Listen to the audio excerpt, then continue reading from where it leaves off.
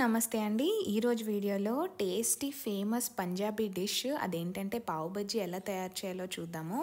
బయట తింటే కాస్ట్‌కి ప్రతిసారి తినలేం కదా! ఇంట్లోనే ఈజీగా ఎలా చేసుకోవాలో చూసేద్దాం. ముందుగా ఒక పావు కిలో బంగాళదుంపల్ని కుక్కర్‌లో వేసుకొని ఒక 6 విజిల్లు తెప్పించుకొని ఉడకపెట్టి తొక్క తీసి పక్కన పెట్టుకోవాలి.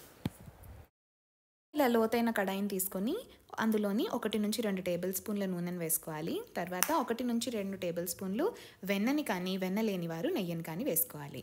ఇలా వేసుకున్న తర్వాత 3-4 లవంగాలు, పావు నుంచి అరించి దాల్చిన చెక్క, అలాగే ఒక లవంగం, కొంచెం కరివేపాకు వేసుకొని కొంచెం ఫ్రై చేసుకోవాలి. తర్వాత ఒక చిన్న ఉల్లిపాయ మొత్తం అంతా ఇలా చిన్ని ముక్కలుగా కట్ చేసి వేసుకోవాలి. ఇప్పుడు ఇందులోకి ఇష్టం ఉన్న వాళ్ళు ఒక పావు క్యాప్సికమ్ని ఇలా చిన్ని ముక్కలుగా కట్ చేసుకొని వేసుకోండి. ఇష్టం లేని వాళ్ళు వేసుకోకపోయినా పర్వాలేదు. 2 నిమిషాలు ఫ్రై చేసుకుని టేస్ట్కి సరిపడా ఉప్పుని చిటికెడంత పసుపుని వేసుకుని క్యాప్సికమ్ మెత్తబడేదాకా కొంచెం దీన్ని మగ్గించుకోవాలి. ఇలా మగ్గించుకున్న తర్వాత మనం ముందుగా ఉడకపెట్టుకుని తొక్క తీసేసిన బంగాళదుంపలు ఒక పావు కిలోని ఇందులోకి వేసేసుకుని ఇలాంటి మ్యాషర్ ఏమన్నా ఉంటే చక్కగా జాగ్రత్తగా దాంతో వీడియోలో చూపిస్తున్న విధంగా బంగాళదుంపలు అంతా కూడా మ్యాష్ చేసేసుకోవాలి. ఇలా మ్యాష్ చేసుకున్న తర్వాత బాగా డ్రై అనిపిస్తే అంటే బాగా పొడిగా అనిపిస్తే కొంచెం నూనెను వేసుకోండి. ఆ తర్వాత టేస్ట్కి సరిపడా కారం, ఇక్కడ నేనైతే 1 టేబుల్ స్పూన్ కారాన్ని వేసుకుంటున్నాను. తర్వాత మనకి గ్రేవీకి సరిపడా నీళ్ళని కొంచెం వేసుకొని ఒకసారి అంతా బాగా కలిపేసుకొని 5 నిమిషాలు సిమ్ నుంచి మీడియం ఫ్లేమ్లో మగ్గించుకోవాలి. మూత పెట్టుకున్నా పర్వాలేదు, పెట్టకపోయినా పర్వాలేదు. తర్వాత ఉప్పు కారాన్ని చూసుకుని అవసరమైతే వేసుకోండి. తర్వాత మూత పెట్టేసుకుని ఒక 2-3 నిమిషాలు మగ్గించుకోవాలి. ఇప్పుడు ఒకసారి కలిపేసుకున్న తర్వాత కొంచెం కొత్తిమీరని, తర్వాత 3-4 టేబుల్ స్పూన్లు టమాటా పేస్ట్ని వేసుకోవాలి. ఇప్పుడు ఇందులోకి 2-3 టేబుల్ స్పూన్లు పావు బజ్జీ మసాలాని వేసుకోండి.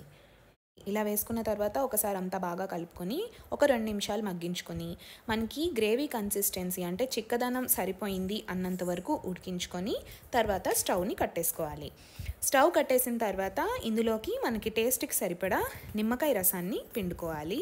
ఒకసారి కలిపేసుకొని పక్కన పెట్టేసుకుంటే మనకు పావు బజ్జీ కర్రీ రెడీ అయిపోయింది. ఇప్పుడు మనం బన్స్ని ఫ్రై చేసుకుందాం. పావు బన్స్ని మనం మార్కెట్లో దొరుకుతాయి, లేదు అంటే మనకి రౌండ్ బన్స్ అన్నవి బేకరీలో దొరుకుతాయి. అవన్నీ కూడా కట్ చేసి ఫ్రై చేసుకోవచ్చు. సో దీన్ని ఫ్రై చేసుకోవడానికి మనం దోస స్టవ్ అని తీసుకుందాం. దీని మీద నెయ్యిని కానీ వెన్నని కానీ వేసుకోండి.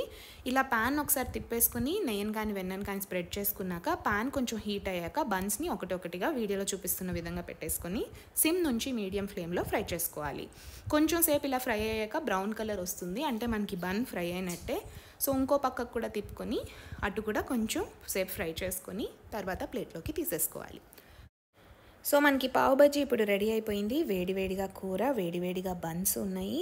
సో ప్లేట్లో ఇంకో పక్క పచ్చి ఉల్లిపాయ ముక్కల్ని ఇలా కట్ చేసుకొని వేసుకోండి. అవసరమైతే నిమ్మకాయ రసాన్ని కూడా మరికొంచెం పిండుకొని చక్కగా కలిపి తినండి. ఎంజాయ్ చేస్తా తినండి.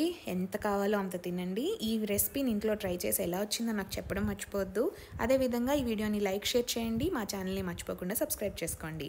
ఈ వీడియోని చూసినందుకు చాలా ధన్యవాదాలు. ఇంకొక మంచి వీడియోతో మళ్ళీ కలుద్దాం. అంతవరకు సెలవు.